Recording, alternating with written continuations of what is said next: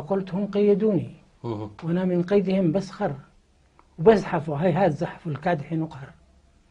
بزحف وبتحدى الاستعمار والعسكر، بزحف وبتحدى من أنكرني واستكبر. بزحف لأني على عيش الهوى المقدر، بزحف لأني بشر بقابل الشر بالشر. يا سلام. ليش بهادن وليش بذعن وبتصبر، وهذه بلادي وأنا في خيرها أقدر، والقصر قصري وأنا اللي أفرش المرمر، وأنا اللي أبني الحجر وأنا اللي أتكسر. يا سلام. وأنا اللي بهد يوم أغضب يوم أثأر على رؤوسهم، ومن حذر فقد أنذر. يا سلام. وبعدين أقول هكذا: ليتك معي اليوم يا قنبول في المحشر، ليتك تشوف طاقة الجمهور تتفجر، تهتف تردد نشيد صباحها الأزهر، حبي لشمسان ما يوصف ما يتصور، موتي على رمل صيرة حلمي الأكبر. ليش بالبيانات تنذرني وتتبختر؟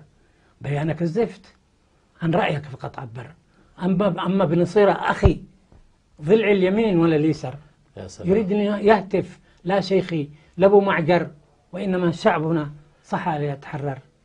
وإحنا ملايين مقتلعات 15 من الصليف، ربعنا حتى الجبل الأخضر. يا سلام. وربعنا هذا ما يزرع ولا يعمر إلا بكد الشريف الصابر الأسمر.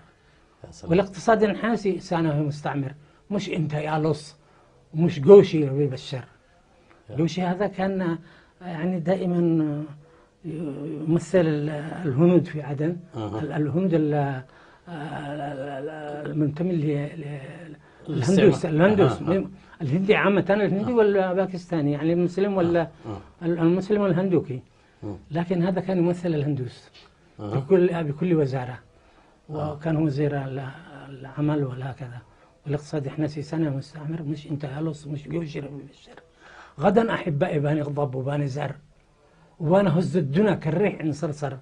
غدا مصيرنا هنا يا قوم يتقرر، هنا مش بلندن مش مانشستر. يا سلام.